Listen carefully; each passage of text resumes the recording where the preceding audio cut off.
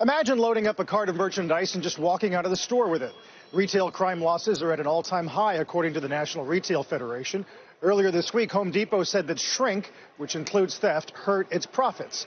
The company gave CNBC exclusive access to how it fights a never-ending battle against stealing. Our Courtney Reagan has our investigation. Grab and go.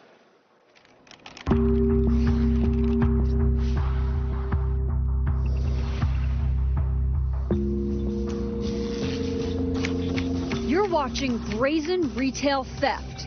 The suspects are so sure they won't get caught that some even get aggressive when stopped, as this surveillance video from Home Depot shows.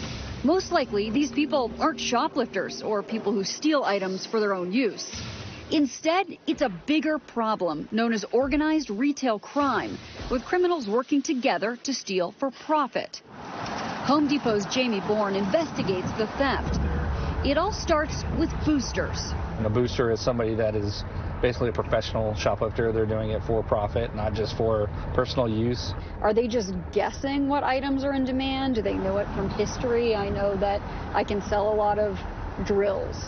There are many locations out there that are giving lists to the boosters. If they're giving lists, they're part of the crime too, are they not? Absolutely. One of those locations was this pawn shop. The manager was charged with selling stolen property. The case is ongoing.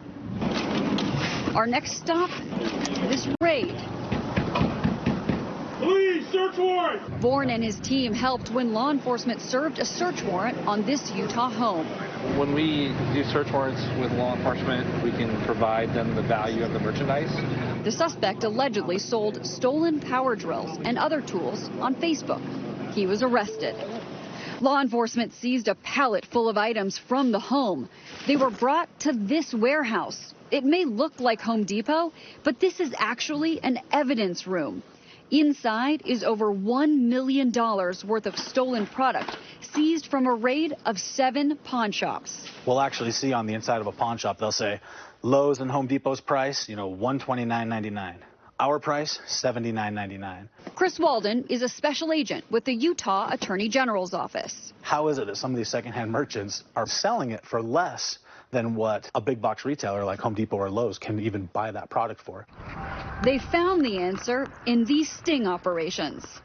Trying to do? Sell them? Pawn them? Yeah, sell them. This is undercover video of law enforcement selling items that seem stolen to those pawn shops. The case led to a new Utah law that makes it harder for pawn shops to buy unopened product. Since we passed the new law, it seems like it's getting a little bit better. What we've seen is a shift over to e-commerce. Just like the power tools we saw confiscated during the raid. Here they were for sale on Facebook. Organized retail crime is growing and costs the industry nearly $800,000 per every billion in sales. Home Depot said its profit took a hit in the last 3 quarters because of higher shrink or loss of goods, which includes organized retail crime. While we don't comment on our particular numbers, we are seeing shrinkage rates rise across the country. Scott Glenn is in charge of asset protection for Home Depot. Organized retail crime drives other crimes. It drives drugs, it drives guns, it drives human trafficking. I think the opioid and drug epidemic is a piece of it. Why should consumers care that this is happening? Isn't Home Depot big enough to absorb this issue? We have been very good about not raising prices as a result of our shrink equation, but if it gets to a point where we cannot continue to do business this way, ultimately we will have to pass it along. It's not just Home Depot dealing with this problem. Lowe's reported earnings on Wednesday, and when we asked CEO Marvin Ellison about this issue, he said yes, this issue also hurt margins in the most recent quarter. Incredible. Just for history, typical shrink rates are what, 1%? Yeah, somewhere there? Yeah, and they've gotten higher and higher and higher. And so it sounds like $1 billion in sales, 800,000. It's not that much. But it's coming up on earnings calls. Home Depot has now called it out in each of the last 3 earnings calls.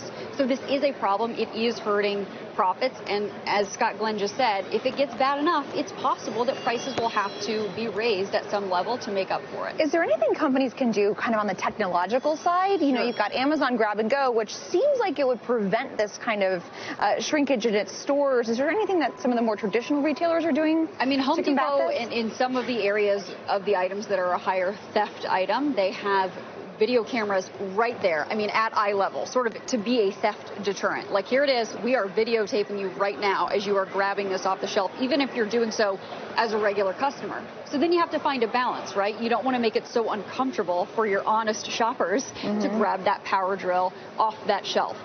They have things like spider wraps around certain things, but then that has to be removed by an employee before an honest shopper can take it home, which can be a little annoying. In some cases in the pawn shops, they're selling the items with the spider wraps still on it. So, I mean, that's kind of a clue that an honest shopper didn't just walk out with that and then give it to that pawn shop. It's no longer just apparel, that's for sure. Not at all. And you can tell from the production you did a lot of work on this. Thanks, Court. Thank you. Courtney Reagan.